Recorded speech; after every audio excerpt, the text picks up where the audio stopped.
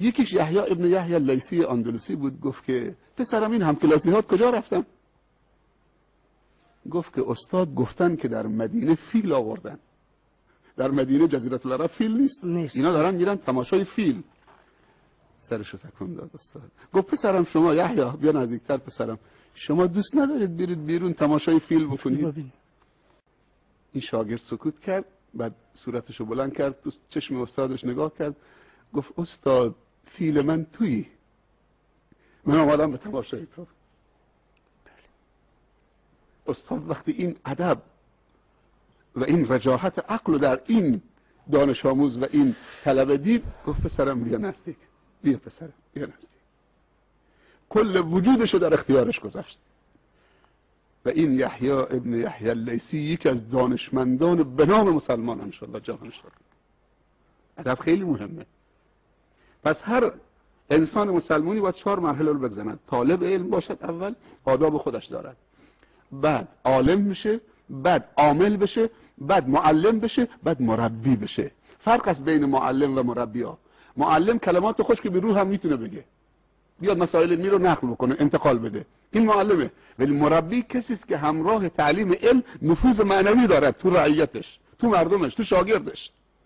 نفوذ معنوی. پیامبر مربی بود، نفوذ معنوی داشت، با معلمین دیگه فرق میکرد. یعنی هم تعلیم و هم تربیت، هم تزکیه. یعنی نفوذ معنوی، بالاترین درجه مربی بودنه. که همونطور که شما تعلیم میدید، مسائل علمی رو نقل میکنید، اونو میسازید، اونو تزکیه میکنید، اونو با مسئولیت میکنید. این خیلی مهمه. جامعه ما امروز کمبود مربی داره که نفوذ معنوی داشته باشه تو شاگردانش. به من گفتن که دیروز نمیدونم سالگرد تولد پرزیدنته. من خیلی خوشحال شدم. ولی تولد واقعی زمانی است که انسان مطلب جدیدی، کلمه مفیدی، علم جدیدی، اخلاق جدیدی در زندگیش رخ بدهد. و من این کنفرانس و این سمینار رو تولد واقعی برای پرزیدنت میدونم. این تولد من بهش تبریک میگم که در سالگرد تولدش 500 عالم آورد اینجا که تولد معنوی برای خودش و برای کل مردم تاجیکستان و مردم جهان که از ماهواره پخش می شود شکل بگیرد. میلاد فکر جدید. میلاد فکر جدید. خواننده مشهور پاپ انگلیس کات استیفنز که اگر اسم اسلامیش بگم همه میشناسنش، یوسف اسلام، میگه که من سل گرفتم، بیماری سل، دعا کردم خدایا منو شفا بده، دور خوانندگی و این رقص و بزم و عیش و نوش و شراب و همه چی کنار میگذارم، خط میکشم. دیگه دعا کردم، دعا از سوز بود، دعای من مستجاب شد. یه خواننده پاپ، دعای من مستجاب شد. سبحان الله، یک نفر قرآن ترجمه به زبان انگلیسی به من هدیه داد. من ورق زدم، بسم الله الرحمن الرحیم، به نام خداوند بسیار بخشنده بسیار مهربان. وقتی گفتم بسم الله، اصلا یک انقلابی در درون من ایجاد شد. این کلام غیر عادی بود، کلام بشر نبود. میگه خبرم نشد این که قرآن رو کامل کردم من الجنة و الناس. هر کلمه و هر حرفی که میخوندم یک تولدی بود، یک تولدی بود، یک تولدی بود. علما میگن شاگرد خوب و موفق تولد دوباره استادشه و فرزند خوب و صالح تولد دوباره پدرشه و رعیت خوب و بچه های خوب دانشگاهی تولد دوباره همون رئیس جمهورشونه که تکرار میشن وقتی که این خدمت رو بهشون بکنه. یعنی رئیس جمهوری علما سال امام اعظم قرار بده. از اون طرف هم هنوز این تمام نشده، سال آینده سال علم و تکنولوژی خواهد. بله. یعنی هم امسال نگاه کن، این حسن انتخاب بهش میگن، این توفیق است، توفیق نصیبش شده که اول احترام به علمای دین، بعد سال بعدش سال چی اقدام بکنه؟ سال تکنولوژی، علم روز، معارف و فرهنگ تکنولوژی که ما از زمان و از پیشرفت علوم هم عقب نیفتیم، وگرنه دوباره چه همون وابستگی میاره. یعنی استاد اندیشه ها سلسله میگیرن. بله. در دوزخ اگر وصل تو در چنگ آید، ما را از حال بهشتیان ننگ آید. ور بی تو به صحرای بهشتم خوانند، صحرای بهشت بر دلم تنگ آید. و استاد واقعا میگه که علم و حکمت گمشده مومن است، او را هر جا که پیدا کند بعد بگیرد برای خود، برای سعادت خود، برای رشد و برای پیشرفت خود و جامعه. و روشن فکری را شما چگونه معنی داد میکنید؟ یعنی یک انسانی روشن فکر باید چگونه باشد؟ انسان روشن فکر به نظر من کسی که با دید عمیق به مسائل نگاه میکنه، دوراندیشی داره، بر مبنای حکمت چه قدم میگذاره. متشکرم. ما خیلی از علما داریم، فقیه هم هستن، مفتی هم هستن، جواب فتوا هم میدهن، سوال و جواب شرعی میدهن، اما متفکر نیستن. ما در جامعه اسلامی و امت اسلامی امروز متفکرینی که دارای هنر ارتباطات باشن، روابط عمومی قوی داشته باشن، حکمت داشته باشن، تفکر و اندیشه بلند داشته باشن که بتونن بشریت رو به اقناع برسانن، به قناعت برسانن که اسلامو زیبا و جذاب جلوه بدهن. خیلی ها اسلامو میگن ولی اسلامو نازیبا میکنن، اسلامو نازیبا جلوه میدهن. ما نیاز به متفکرین دوراندیش ظریف بین داریم که تولیدگر فکر باشه، تحلیلگر باشه، بله، و تولیدگر فکر باشه، بله، و تولیدگر فکر باشه. ما همطور که گفتم آیه در قرآن هست والذین جاهدوا فینا لنهدینهم سبلنا و ان الله لمع المحسنین. کسانی که در راه ما جهاد کردن. جهاد یعنی چی؟ یعنی بذل جهد، اون چیزی که در توانشون بود گذاشتن، یعنی بذل جهد و تلاش برای رسیدن به چه؟ به هدف، برای چیزهای ایدئال و مسائل خوب. خداوند چی میگه؟ لنهدینهم سبلنا. ما راههای رسیدن به خودمون رو نشونشون میدیم. علما میگن جهاد 5 تا جهاده: جهاد مالی و اقتصادی، جهاد تعلیمی با همه ابزارش و جهاد تبلیغی با همه ابزارش. این الان یک جهاد تبلیغی است. اینا ابزار تبلیغن. ما نباید از اینا عقب بمونیم. همه ابزار زمان ما نیاز داریم. اینترنت، کامپیوتر. ما الان در خود اسپانیا و پرتغال بیش از 120,000 نسخه کتاب دستنویس مسلمان‌ها اونجا تو موزه نگهداری میشه، چون اسلام نزدیک به 900 سال در قلب اروپا بر نیمی از اروپا حکومت میکرده. 120,000 کتاب به زبان عربی در زمینه‌های مختلف. کنگره، بزرگترین کتابخانه دنیا کتابخانه کنگره آمریکاست. میشه با یک دکمه آورد تو شبکه اینترنت خودت، تو سایت خودت، با این ابزارها، با این ابزار. این بهش میگن جهاد تبلیغی. بعد داریم جهاد سیاسی. علمایی که بینش سیاسی داشته باشن، روشنفکر باشن، سیاست زمان و روز و موافق و مخالف و حاکم بر دنیا رو بدونن. ما جهانی شدن رو از دست دادیم به خاطر که فکر رو تعطیل کردیم. فکر میکردیم که نمازی بخونیم کافیه، یا تسبیح دست بگیریم هر کسی بیشتر ذکر کرد. ذکر یعنی تفکر، نه اینکه تسبیح شمردن، ذکر یعنی تفکر. بله، فذکرونی اذکرکم، منو یاد کنید، فکر کنید، درست به من فکر بکنید، من شما رو یاد میکنم. با توسعه، با رشد، با توفیق. ما جهانی بودیم یه روزی، ما استعمارگران واقعی بودیم. کلمه استعمار یعنی کسی که دنبال عمران آبادی است، میره جای فتح میکنه که اونجا رو آباد بکنه، نه اونهایی که به خاک و خود کشوندن ناموس مردم، بچه های مردم، فرهنگ مردم. این است که استاد مولوی میگد که مؤمنان باشد که اندر جزر و مد کافر از ایمانی و حسرت برد. بینش سیاسی، جهاد نظامی اون آخره. اسلام دین جنگ نیست، دین وحشیگری نیست. تاریخ می نویسد که هر جای مسلمان ها فتح میکردن، ممالک کفر رو فتح میکردن، اونها اونقدر تو دلشون جا میگرفتن که اگر میخواستن حالا منتقل بشن به جای دیگه، التماسشون میکردن شما پیش ما بمونید، از اینجا نرید. اونهایی که آمدن مسلمانان رو کشتن، بعد داخل اسلام شدن دوباره. اسلام دینی است که بر قلب. میگن ابو سفیان و هند بعد از 21 سال مبارزه با پیامبر و دعوت پیامبر صلی الله علیه و سلم، وقتی که رسول الله آمد که مکه رو فتح بکنه در سال 8 هجری، 10,000 نفر مجاهد همراهش بود، اطراف مکه شب موندن، آتش روشن کردن که صبح وارد بشن. ابو سفیان و هند همسرش، هند جگرخوار، جگر حمزه رو خورد، به دندان گرفت.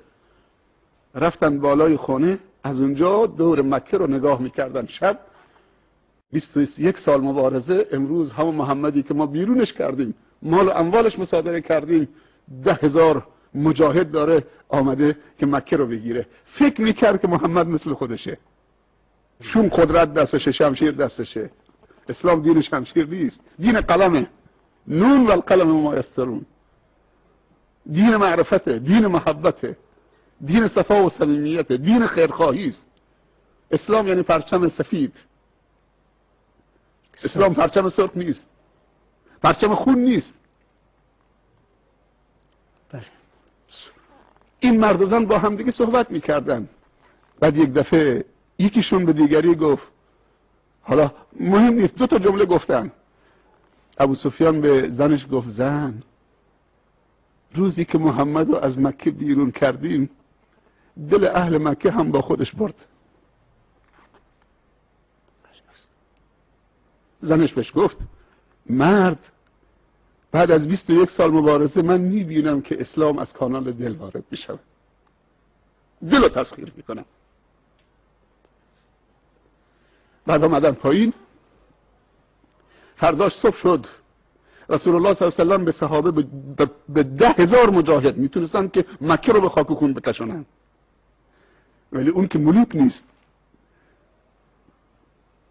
اون پیغمبره، اون رحمتا للعالمینه. فرق میکنه با ملوک دنیا، پادشاهان خودخواه و متکبر دنیا. فرق میکنه، اون رحمتا للعالمینه.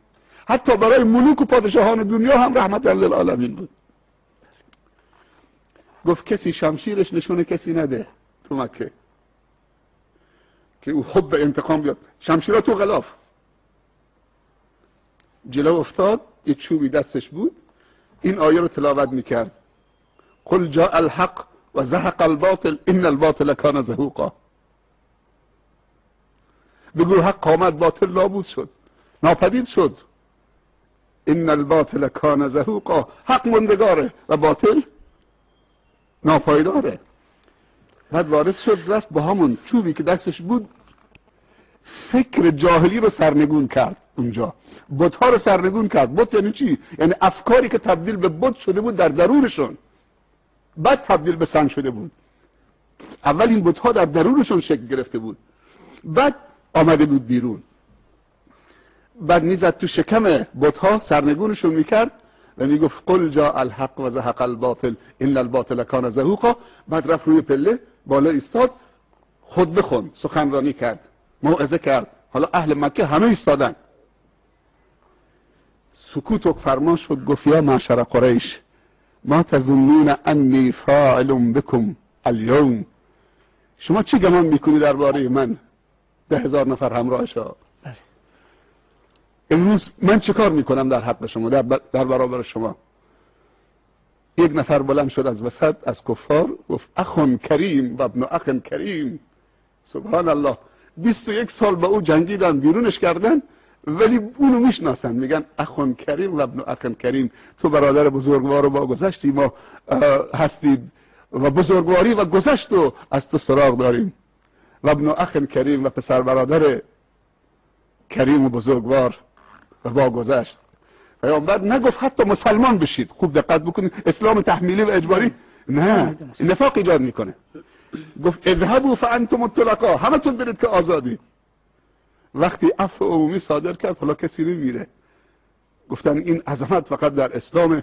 همه اونجا رو به قبله علم و ادب و اخلاق و بزرگواری ایستادن و گفتن این اخلاق زمینی نیست، این اخلاق بالاست.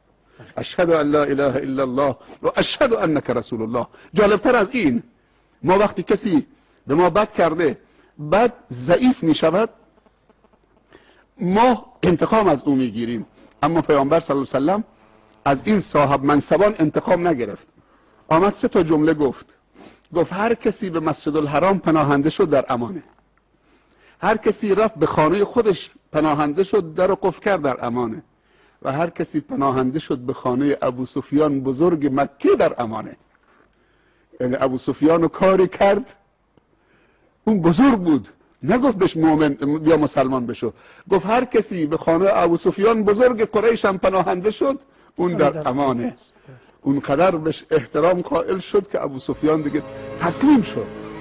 در دوزخ اگر وصل تو در چنگ آید، ما را از حال بهشتیان ننگ آید. ور بی تو به صحرای بهشتم خوانند، صحرای بهشت بر دلم تنگ آید. برای جوانان ما، چون جوانان نیروی زنده فردای وطن هستند، شما چی نظر دارید و چی گفتنی هستید؟ اروپا و غرب کشور پیره، جهان اسلام جوانن. مثلا ما در کشور ایران عزیزمون، اسلامی عزیزمون 70 میلیون جمعیت داریم، بالای 50 میلیون جوان داریم. 18 میلیون نفر فقط دانش آموز از اول تا دانشگاه که 7 میلیونشون متوسطه و دانشگاه میخونن. 7 میلیون متوسطه، یعنی 18 میلیون فقط دانش آموز و دانشجو داریم. کشورهای اسلامی کشورهای جوانن و جوان یعنی سرمایه پایدار، سرمایه طولانی. یعنی دانشمندان غرب و اروپا سنشون از 60 به بالاست، 50 به بالاست، ولی دانشمندان ما از 25 الان به بالا هستن. یعنی خیلی ما مجال برای رشد و پیشرفت داریم. صحبت من اینه که دید ما و دید اسلام به جوانا به عنوان یک سرمایه پایدار ملی است و اسلامی است. خب جوانا دیگه خودشون تشخیص بدن که این دید ماست. امید ما یعنی جوان و نسل آینده. خب این امید زمانی تحقق پیدا میکنه، تحقق بخشیده میشه و زمانی این سرمایه تبدیل به سرمایه واقعی میشه که این شخصیت جوان شکل بگیره، اول با تعهد بعد با تخصص. من خلاف این مقوله هستم که ما پزشکان و مهندسان و متفکران لازم داریم اما بی تقوا لازم نداریم. پزشک بی تقوا، مهندس بی تقوا، متفکر بی تقوا. ما 2 تا مقوله داریم، تعهد و تخصص. طلبه هایی که از دنیا خبر ندارن، عالم دین هست، نماز میخونه اما از دنیا خبر نداره، این بازم ما مشکل داریم. متخصص هست، متفکر هست اما از دین دوره، اینم نه. متخصص و متعهد یعنی کسانی که هم پایبند مسائل دینی باشن و اخلاقی و ارزشی باشن و هم و هم اهل فن و تخصص باشن. من دوستی داشتم از مناطق شیراز، پیرمردی بود، ایشون هجرت کردن به امارات. ایشون تعریف میکرد از فرزندانش، میگفت روزی که فرزندانم میخواستم بفرستم آمریکا برای تحصیل، 3 تا پسر دارم. گفتم دست بده بابا، من کل زندگی میفروشم، خرج تحصیل تو میکنم، کسب علم تو در آمریکا میکنم، تو هم یه دست به من بده. وقتی رفتی اونجا فقط درس بخونید، نرید اونجا کاباره، بار، سیگار بکشید، رقص بکنید، نمیدونم دیسکو برید، کارهای دیگر بکنید، بعدم یک زن مسیحی با خودت بیارید تو به عنوان همسر.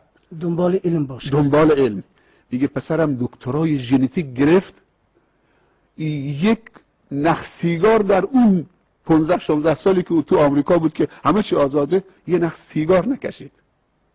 بعد سیگاری نشد، سیگاری هم نشد، دکترای ژنتیک گرفت، برگشت گفت بابا منو داماد کن. یکی از دخترای مؤمن منطقه خودمون، هم دین خودمون، هم کیش خودمون. 2 تا پسرام دیگه رفتن آمریکا، دکترای شیمی گرفتن آمدن، لب به سیگار نزدن. 3 تا پسر، یک دکترای ژنتیک، 2 تا دکترای شیمی، مؤمن. میگفت این سرمایه. من تعهد دادم، اونم تعهدشون عمل کردن، درس خوندن، برگشتن، هر 3 تا پروفسور شدن. من توصیه من اینه که جوانان درس بخونن، مطالعه مفید داشته باشن، وقت بذارن برای درس خوندن، هدفمند درس بخونن و از هر نفس استفاده بکنن و اکتفا نکنن به کتاب‌های دانشگاه و درسیشون، مطالعه متفرقه هم داشته باشن، مطالعه چه غیر مقرر و اجباری هم داشته باشن تا سعه فکرشون و افق فکرشون باز بشه. و من تأکیدی که دارم روز زبان، هر زبانی غیر از زبان مادری یاد بگیری دنیایی است و وسعت فکر چند برابر میکنه. یعنی فکر جهانی میتوانید، فکر جهانی، زبان انگلیسی، زبان عربی، زبان خودت، حداقل 3 تا زبان. میگم چیزی که از خودمون گذشته باید نگذاریم از فرزندانمون بگذره. امروز اگر تو اون کنفرانس یه جوانی من دیدم گفت من فوق لیسانس دکترا در دانشگاه ریاض میخونم، مترجم هستم. من اینقدر از تاجیکستان به خودش معرفی کرد، من خیلی خوشحال شدم. یعنی از خوشحالی گفتم الحمدلله. یکی دیگه به من گفت، یه جوانی معرفی کرد تو کنفرانس، گفت ایشون ترجمه عربی رو تو کنفرانس میکردن. خیلی خوشحال شدم. سنشون جوان، مؤدب، خوش اخلاق، ابزار دارن. به 5 تا 6 تا زبان اینجا ترجمه میشد. اگر ما ابزار کار نداشته باشیم پس زبانو ارج بنهیم، زبان مادریمون درست بفهمیم، زبان عربی چون زبان دین ماست و قرآن ماست، و زبان انگلیسی، زبان فرانسوی، چند تا زبان دیگه. من سفری به بنگلادش داشتم چند سال پیش، در اجتماع جماعت تبلیغ اونجا رفتم. بعد به من بیان دادن در مسجد جامع فرودگاه 5 ساعت هواپیما تأخیر داشت، گفتن شما بیاید عالم هستید یه ربع ساعت قبل از خطبه روز جمعه سخنرانی بکنید. اونجا زبان عربی به دادم رسید. خطیب عربی بلد بود، من ربع ساعت عربی صحبت کردم، این ترجمه میکرد. بعد که میخواستم تو فرودگاه سوار بشم، کل کادر فرودگاه و درجه دارایی که اونجا بودن همه تواضع میکردن. من اونجا گفتم اگر من زبان بنگالی بلد بودم با 180 میلیون به زبان خودشون صحبت میکردم. افسوس خوردم. رفتم یک موزه نگاه کردم، کتابهاشون تو موزه به عربی و فارسی بود. درس بخوان. اقرأ باسم ربک الذی خلق، خلق الانسان من علق، اقرأ و ربک الاکرم. اولین آیه کی اومد؟ اولین آیه اقرأ بخوان، اما خواندن هدفدار. یا ایها الذین آمنوا اتقوا الله و قولوا قولا سدیدا. حرف اگر میزنی حرف هدفمند بزن. سددو و قاربو و ابشروا. پیامبر میگه زندگی رو سددو، زندگی رو هدفمند بکن تا نزدیکی حاصل بشود، و ابشروا بعد بشارت به تو. پس اگر میخوایم بخوانیم باید به نام رب بخوانیم و به خاطر رب بخوانیم. اقرا نه هر خواندنی مفید است و جواب میدهد. اقرا بخوان، ولی گفته بسم ربک، به نام خدا، به خاطر خدا بخوان، به خاطر ارزش علم بخوان، به خاطر که خدا دستور داده بخوان، و در خواندنت هم خدایی باشه.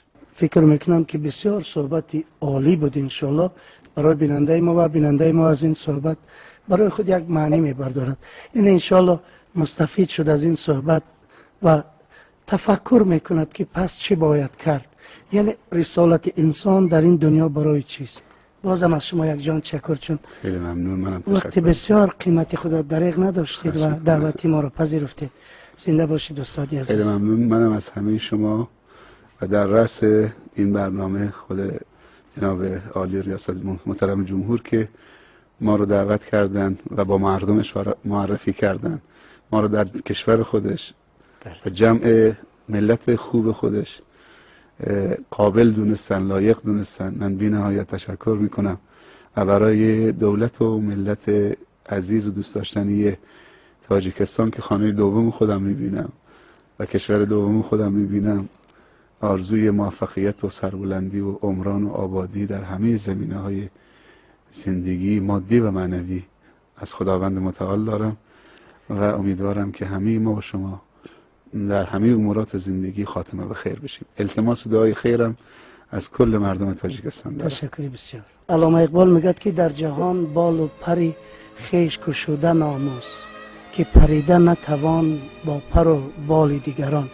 و اون پر و بال فکر میکنم علم است، خرد است، در زمینه تفکر کردن. و برای همه شما فکر خوب و سالم و صالح آرزومند هستم. باقی خدا نگهبان شما. خیلی ممنون. متشکرم.